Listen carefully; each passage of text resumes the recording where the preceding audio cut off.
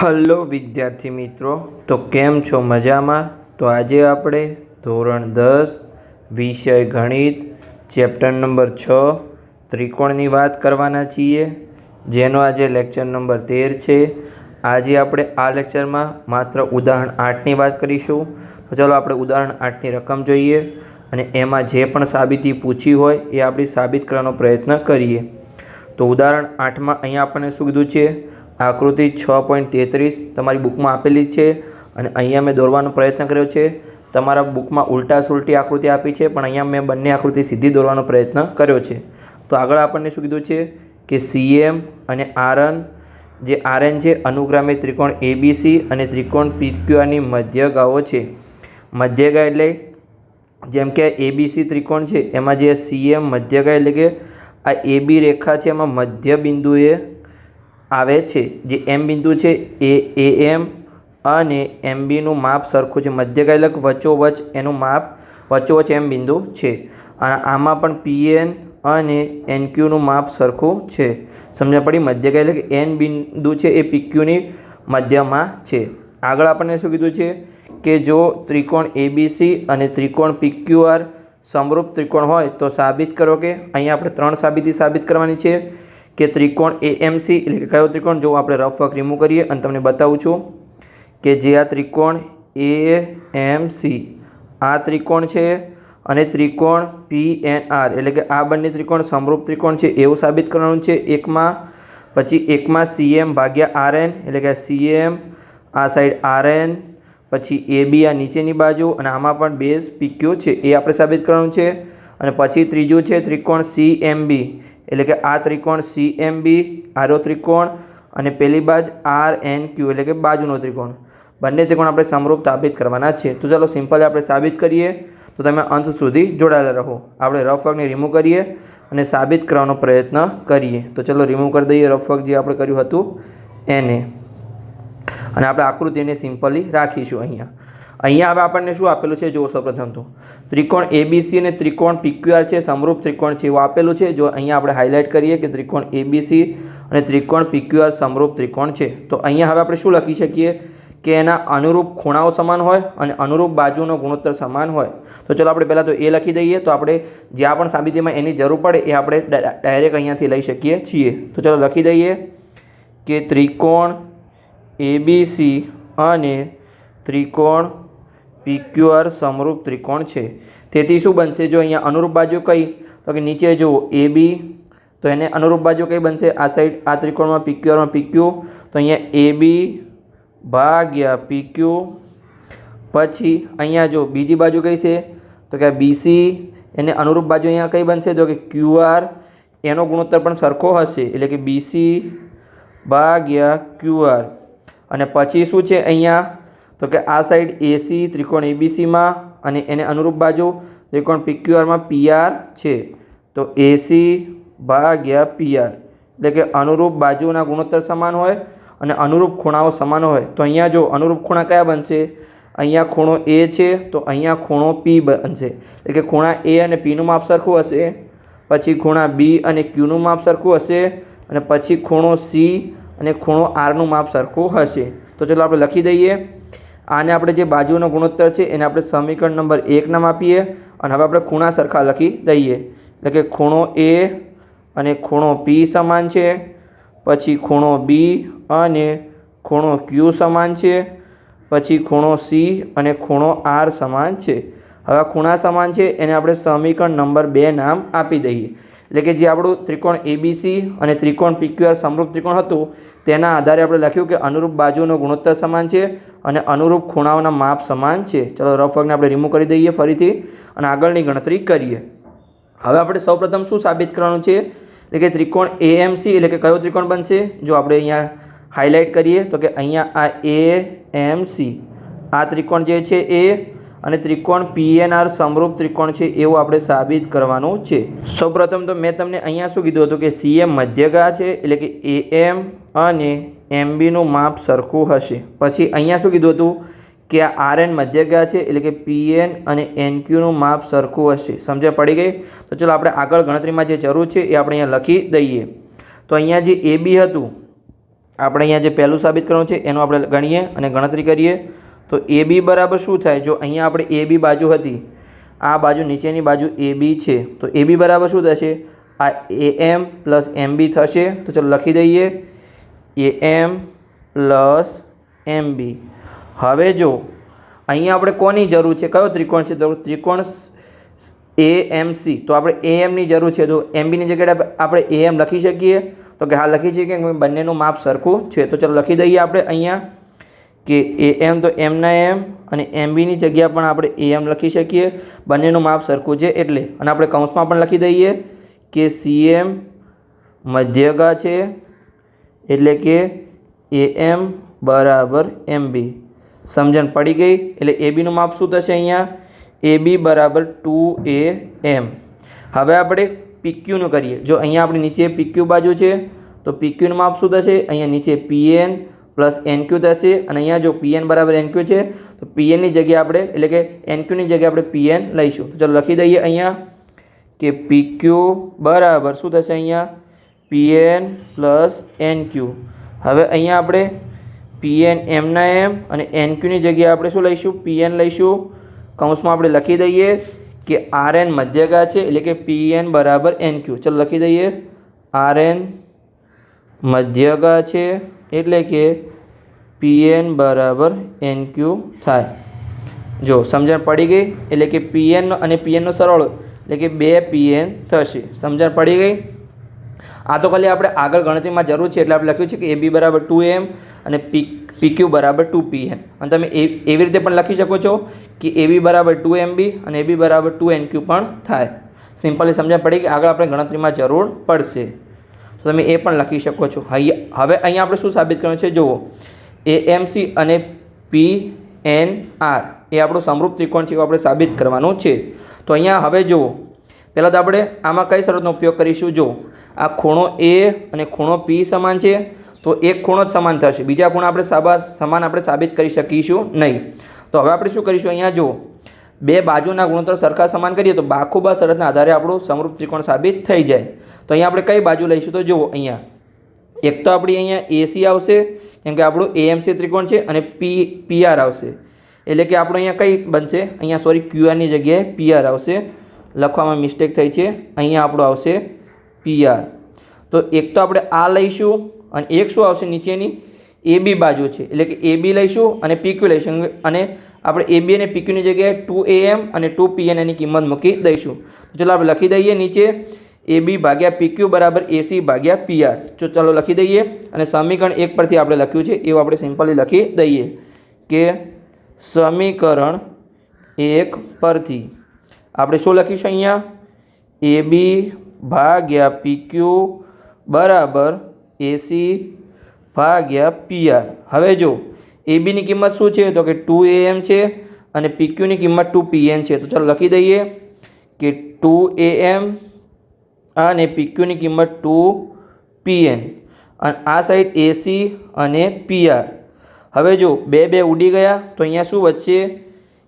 am ભાગ્યા pn બરાબર એસી ભાગ્યા પીઆર એટલે કે બાજુનો ગુણોત્તર સમાન થયો બે બાજુનો. અને હવે આપણે જો આ સમીકરણ 2 પરથી શું લખી શકીએ કે ખૂણા એ અને ખૂણા પીનું માપ સરખું છે? તો કે હા અહીંયા આપણે આગળ લખ્યું જ છે. તો ચાલો લખી દઈએ નીચે પણ કે સમીકરણ 2 પરથી ચલો પેન ચેન્જ કરીએ અને આપણે લખી દઈએ કે સમીકરણ 2 પરથી શું લખી શકીએ? ખૂણો કયો ખૂણો બનશે? ખૂણો જો આપણે ખૂણો એ નહીં લખીએ, હવે આપણે ખૂણો MAC એટલે કે આપણો જે આ ખૂણો છે આપણે રફ ઓઈને રિમૂવ કરીએ અને તમને બતાવું છું સરખી રીતે. ખૂણો આ જે આપણો ખૂણો છે ખૂણો MAC, આ જે ખૂણો છે એટલે કે ખૂણો એ જ છે પણ આપણે MAC નામ આપીશું. અને અહીંયા ખૂણો જે છે આપણે રફ વર્કને રિમૂવ કરીએ અને કયો ખૂણો? જે આપણો આ ખૂણો છે PNR એટલે કે આપણો ખૂણો P છે એ બંનેનું માપ સરખું છે. તો ચલો લખી દઈએ કે ખૂણો MAC બરાબર ખૂણો PNR સોરી ખૂણો NPR કેમ કે ખૂણો P સમાન છે NPR. સમજણ પડી ગઈ?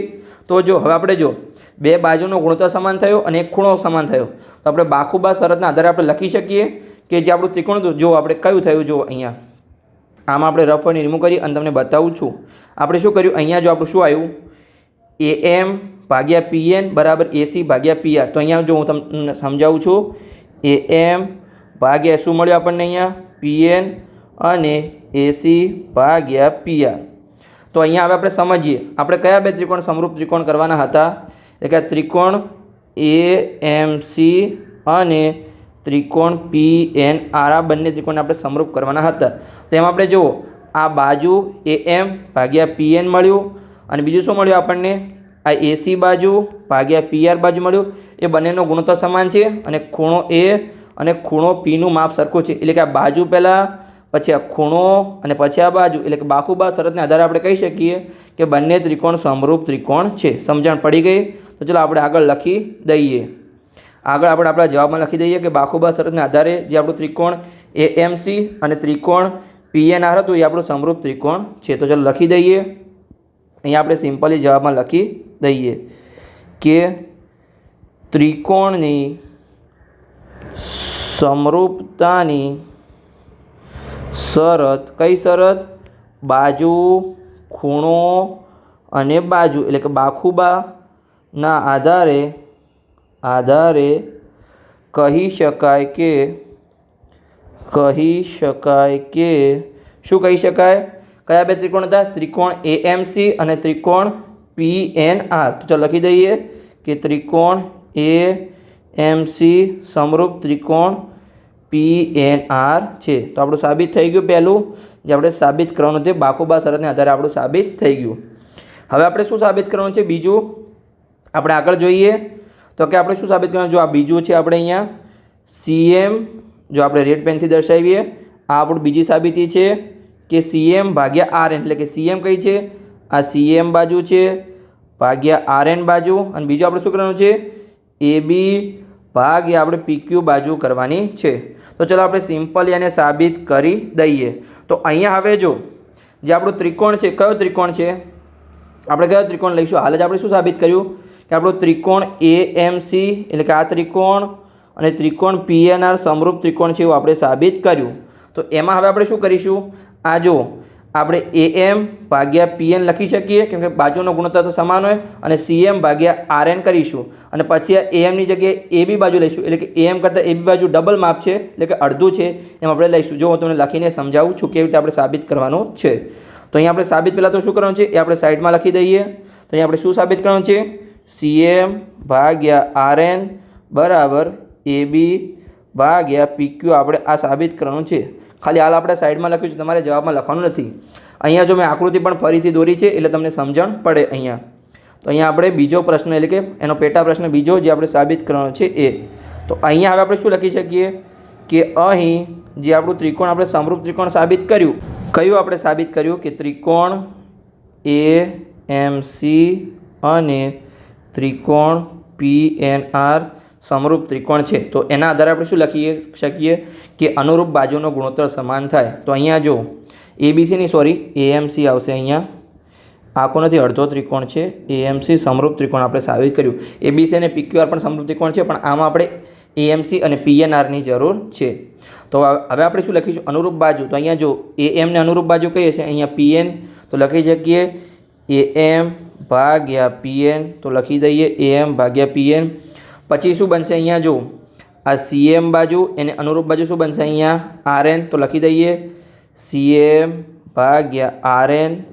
અને ત્રીજી બાજુ કઈ છે, અહીંયા આ AC બાજુ, અને એને અનુરૂપ આ PNR ત્રિકોણમાં કઈ બાજુ બનશે, PR બનશે. તો લખી દઈએ AC ભાગ્યા PR. હવે અહીંયા જો આપણે સાબિત શું કરવાનું છે, CM ભાગ્યા RN. તો અહીંયા આપણે CM ભાગ્યા તો RN છે જ, તો એને આપણે નીચે લખી દઈએ CM ભાગ્યા RN. અને બીજું શું આપણે સાબિત કરવાનું છે, AB ભાગ્યા PQ. તો અહીંયા જો આપણે આગળ શું લખ્યું હતું, જો અહીંયા કે આપણે સાબિત કર્યું હતું કે AB બરાબર 2AM આપણે સાબિત કર્યું છે અહીંયા.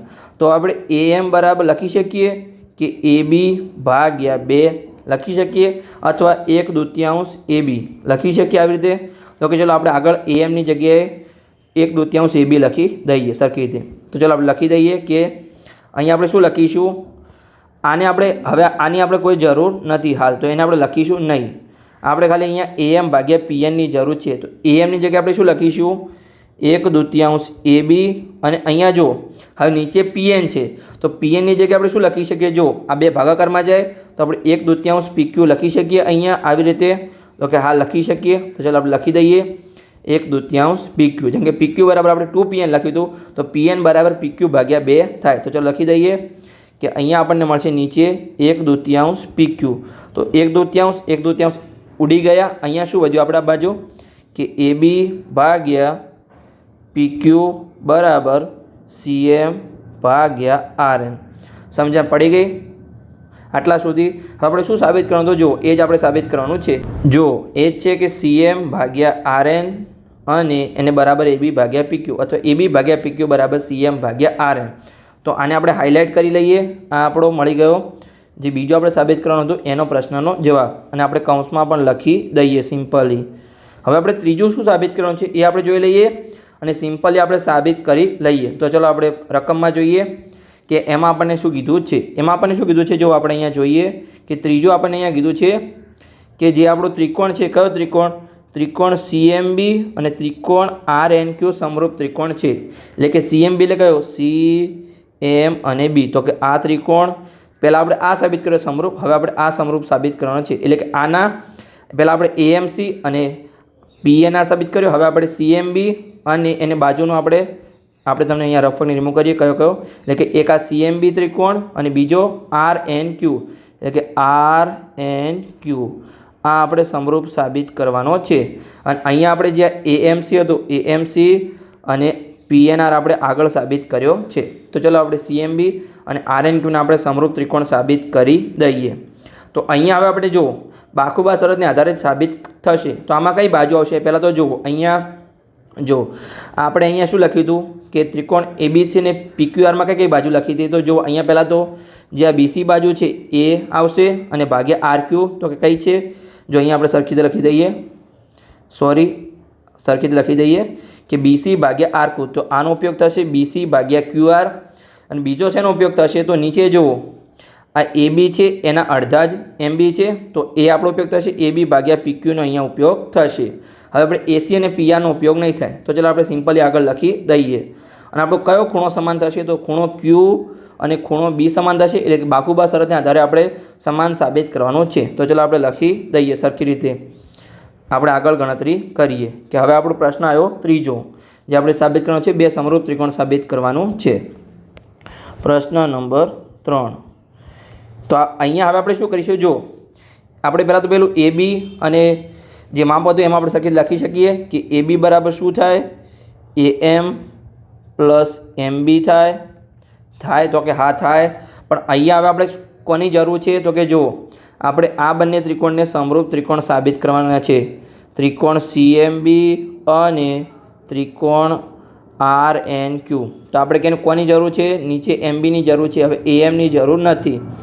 અને અહીંયા AM બરાબર MB થાય અને PN બરાબર NQ થાય. સમજણ પડી ગઈ? તો હવે આપણે શું લઈશું? MBની જગ્યાએ એટલે કે AMની જગ્યાએ આપણે MB લઈશું અને આપણે PNની જગ્યાએ NQ લઈશું કેમ કે આપણે MB અને NQની જરૂર છે. તો ચલો આપણે લઈએ. હવે અહીંયા આપણે સરખી લખી દઈએ કે AMની જગ્યાએ આપણે MB લઈશું અને અહીંયા પણ પ્લસ MB અને આપણે કૌંસમાં લખી શકીએ કે શું છે? CM મધ્યગા છે.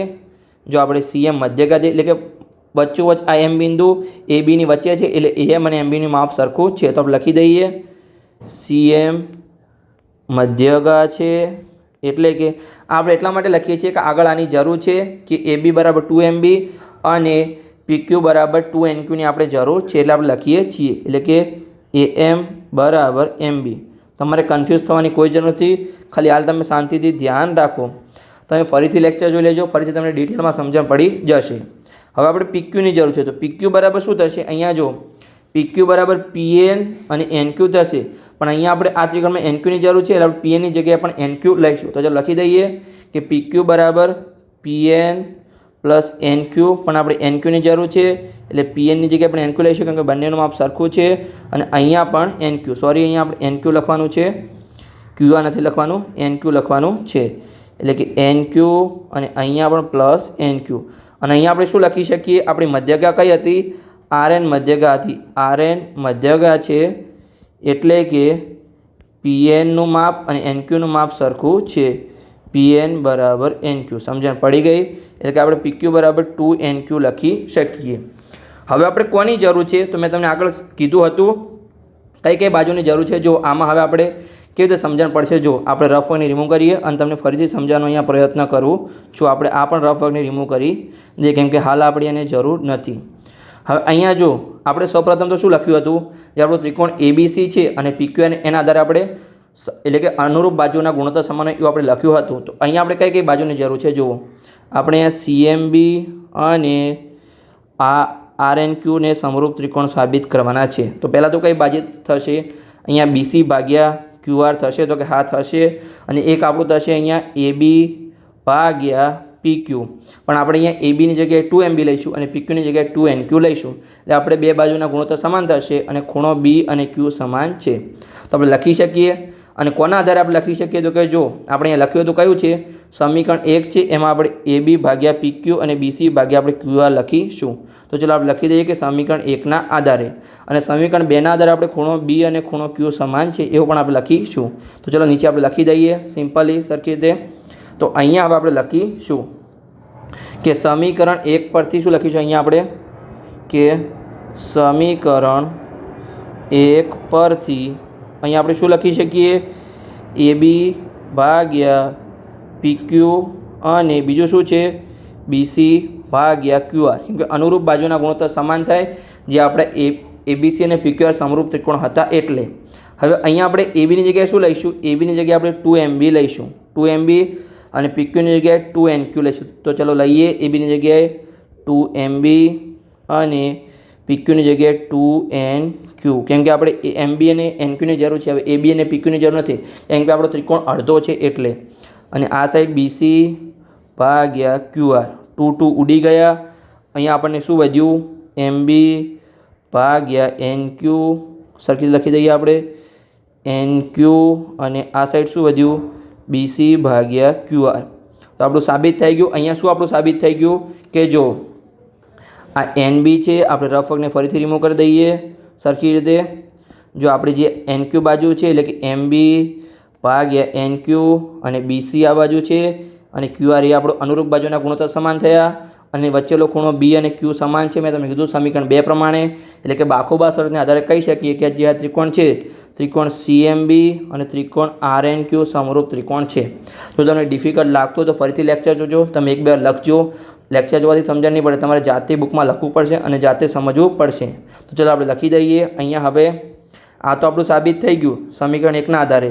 હવે આપણે સમીકરણ 2ના આધારે શું લખી શકીએ કે સમીકરણ 2 પરથી જે આપણો કયો ખૂણો હતો? કયા કયા ખૂણા છે? જો આપણે સરખી લખી દઈએ. ખૂણો B તો છે પણ કયો ખૂણો બનશે? ખૂણો CBM.